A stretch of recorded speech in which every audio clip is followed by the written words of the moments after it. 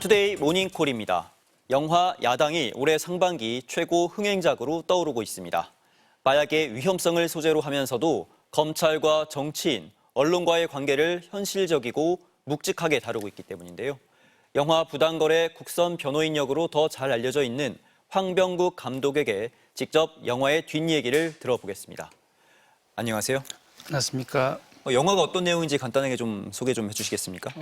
영화판 브로커 야당, 그리고 검사, 마약수사대 형사 이 세 명이 엮이면서 펼쳐지는 범죄 액션 영화입니다. 마약 유통 과정이나 야당의 역할에 대해서 되게 섬세하게 묘사가 되고 있는 것 같은데 어떻게 취재를 하셨습니까? 제가 마약수사대 형사, 검사 등 그 마약 관계자 등 한 100여 명 정도를 취재를 하면서 시나리오 10개를 짜 나갔는데요.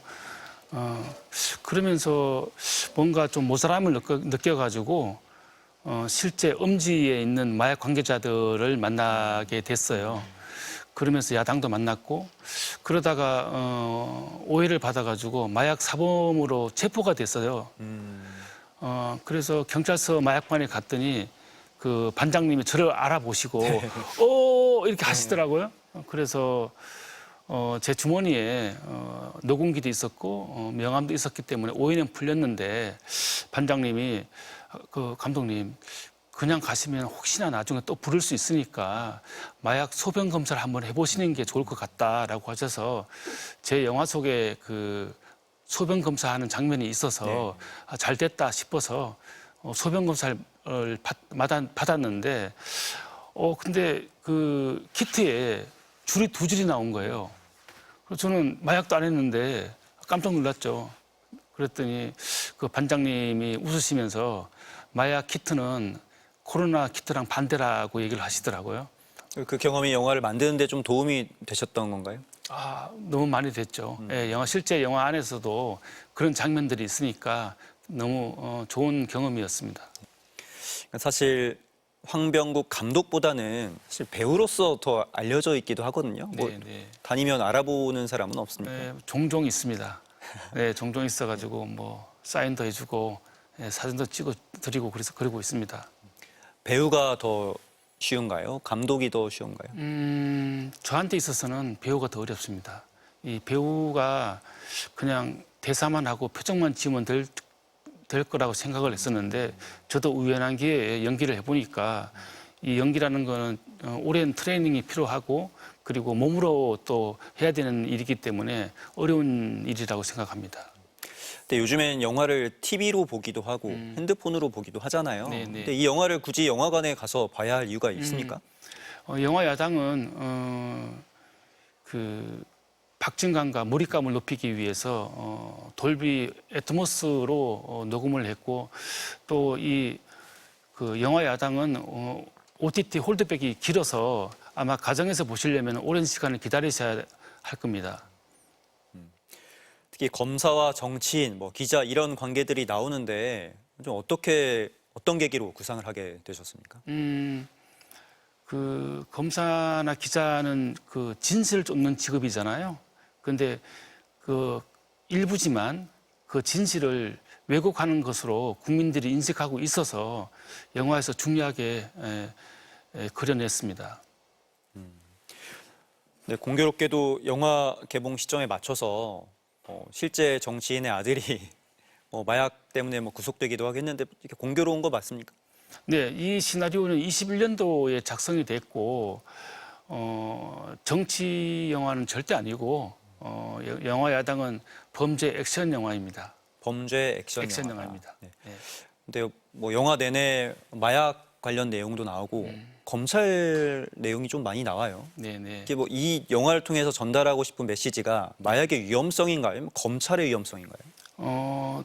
2개 다 하지 않을까 싶은데요. 제 영화 안에 유해진 씨가 근무하고 있는 사무실에 소해난파라는 액자가 걸려져 있는데 그 소해난파는 법이 망가지면은 국민이 불행해진다는 뜻이잖아요. 그래서 우리 사회의 이 법을 누가 부수려고 하는지, 누가 망가뜨리려고 하는지를 그 영화를 본 관객들이 조금 생각을 했으면 하는 생각입니다. 저도 좀 인상 있게 보긴 했는데 그 일부러 넣으신 건가요? 네, 네. 뭐 어떤 계기로 그걸 취재해서 넣으신 건가요? 실제로 검찰 고위 간부들이 그 사무실에 소해난파라는 액자를 많이 걸어놓는다는 얘기를 들었습니다. 그리고 또 인상 깊었던 장면 중 하나가 이게 창문을 통해서 보는 그 구간이 검사하고 그 뭐 네. 정치인 아들하고 네. 담배 피우는 장면이 네, 있었는데 사실 우병우 황제 수사하고 조금 비슷한 것 같아요. 참고는 했습니다. 참고를 해서 영화적으로 잘 녹여 넣었습니다. 이 영화가 좀 검찰에 대한 평소 문제의식이 좀 담겼다고 봐도 되는 겁니까? 뭐 국민들의 생각이라고 생각하면 될 것 같습니다. 네, 영화를 통해서 뭐 전달하고 싶은 메시지가 마약의 위험성도 좀 있었던 것 같은데 네. 이 부분은 좀 평소 겪어보셨을 테니까 제가 21년도에 취재할 때 그 1년에 마약 사범이 16,000명이 검거가 됐는데 작년에 조사를 하니까 28,000명으로 늘었더라고요. 보통 이 마약 범죄는 그 암소 범죄이기 때문에 곱하기 20을 한다고 하더라고요. 그러면 우리나라 마약 사범 인구가 한 50만 명 정도 된다고 보시면 됩니다. 네, 되게 심각합니다. 그리고 제가 실제로 그 마약 치료 센터를 갔는데 20대 남성이었는데 IQ가 65예요. 그래서 군대도 면제를 받았는데 전화가 왔는데 주머니에 자기 전화를 찾지를 못하는 거예요. 주위 사람이 찾아줘야지만 찾을 수 있는 정도의 IQ 수준인 거예요. 네, 너무 충격적이었습니다. 그러니까 직접 취재를 해보시니까 좀 심각했다라고 느끼셨어요. 네. 만약에 계엄이 성공을 했다면 이 영화 좀 개봉이 가능했을까요? 쉽지 않았을 것 같습니다. 네, 저도 그때 좀 많은 스트레스를 받았습니다.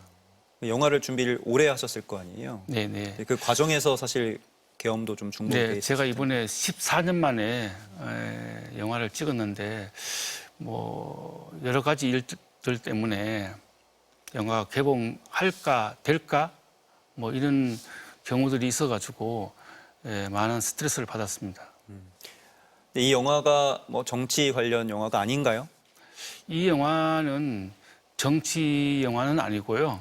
아까도 말씀드렸지만 범죄 오락 영화입니다. 네. 범죄 오락 영화다. 네. 그리고 사회 고발 영화 정도로 좀 정리해도 괜찮을까요?